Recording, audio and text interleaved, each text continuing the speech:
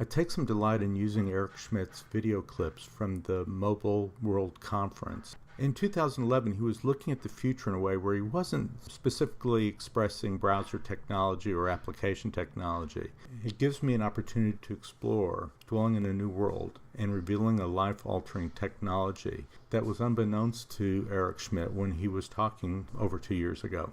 Because we've seen so much progress, right? So much progress in the last decade. And it's interesting that it's happening so fast, people don't appreciate how profound these changes are. And everything's changing again. Sorry to say, if you just feel like you're a little bit being jerked around by it all. And I've actually come to a new view.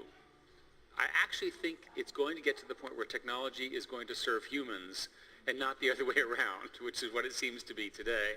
We seem to be spending all of our time serving technology. Currently, we live in a world that's application and browser-centric. Like Eric Schmidt said, when dwelling inside this new invention, technology will no longer be something we have to use. It will be centric to our interests and our concerns each moment as we move through life.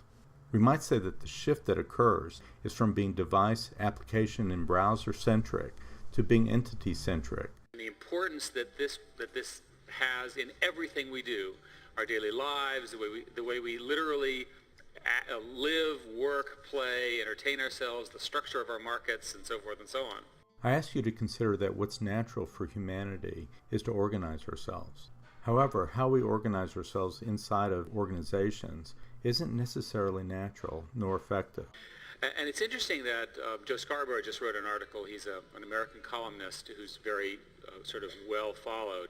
He talks of a world where computers offer a cold substitute to human contact. And he says technology is winning the battle against actual human contact. Scarborough has a point. The way technology is designed is that we have to use it. And in using it, it removes us from life. Inside this new technological space, how we get organized is through interactivity. That in fact the goal of everything we're doing is so that I can spend more time with the people that I care about, friends, family, and so forth and so on. That I can spend more time exploring new places. That I can have a more fulfilled life as I define it. And that I can make the world a better place. And for every version of I just said, say yourself, or say your friends, or say all of the human citizens. Because of the way we're oriented, it looks like there's an either-or proposition. Either we can be interfacing with computers, or we can be interfacing with life itself. Inside this new technological space, that won't be the case. Our everyday moment-to-moment experiences are enhanced by the virtual companion or virtual assistant that supports us and gives us whatever resources we need and people we want to engage with in order for us to make a difference for what we're interested in, what we're concerned about. That the quicker we can get to doing what we want, because computers take care of the stupid stuff, the stuff that bugs us, the stuff that's in our way, the better for all of us. Some of the things that are difficult for us is remembering what we say we're going to do. Inside of a new technological space, when we make commitments and when we say we're going to do something, there's no other step we need to get involved with. It immediately schedules and creates an opportunity. Our future gets created and are speaking every moment. And in this new technological space, our future gets supported in a very straightforward manner.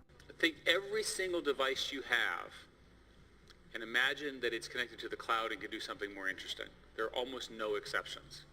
It's here that you can hear Eric still speaking in a device-centric type of world. It's not just your devices, it's all screens, anywhere, in public places, in your car, if it's a mobile device, if you're at home, if you're in front of a TV, no matter what screen you're in front of. Once it's connected to the cloud, we can live in a space that supports us each moment. In fact, what's interesting is we've talked about this for a long time. It's not like these ideas have been, the whole notion of cloud computing is a new one. It's been present in one form or another in computing and computer science for many, many decades. The same can be said for this new technological space. It's not as if we don't have namespaces or entity servers where profiles can be built or designed for people. We have a lot of this with agent systems. And it's not that we don't have the ability to provide services of occurrences that occur for many people at the same time. We have this capability. We have capacities like virtual whiteboards. We have the capability of audiovisual. In the realm of communication, if you look at some of the technology in the movie Avatar, you'll see that we've really done a great job in being able to express communication in a sense of emotion. When we dwell into the question, what is communication, and we alter the very foundation of communication and our capacity to be aware of how we're communicating effectively or not, then a whole different world shows up.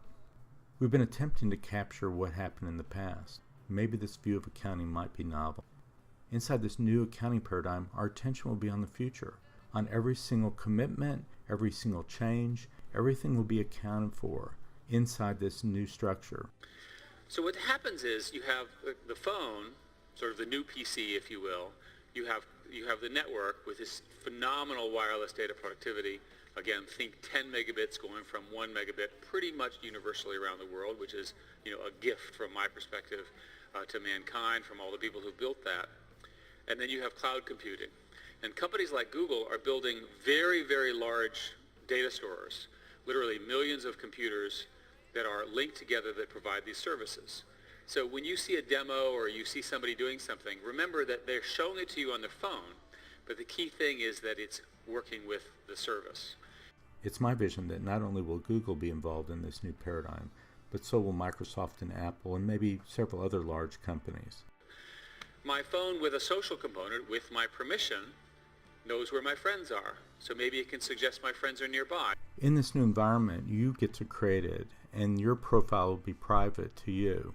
It won't just be social or your friends. It'll be other important issues like belonging, dignity and respect, your wealth, all your plans and circumstances, your health, anything having to do with spirituality, sexuality, family, work, your career, when you're at play and enjoying yourself, your education, and in dealing with your money.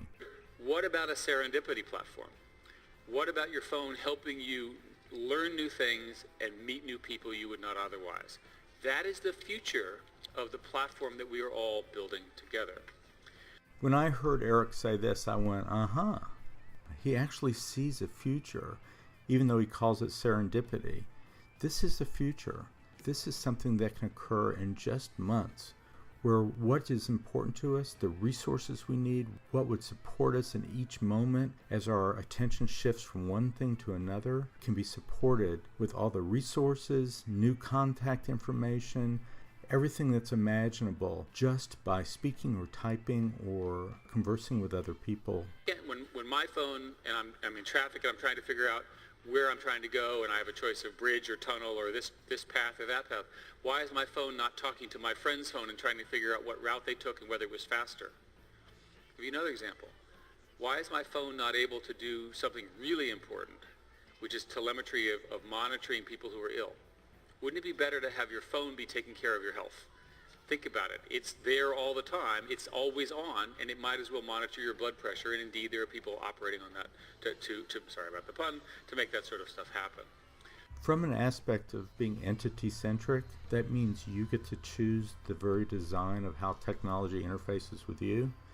You get to say how you're going to be supported, whether it's your health, whether it's your work, whether it's your, maybe it has to do with your spirituality, whether it has, coordinating with your family.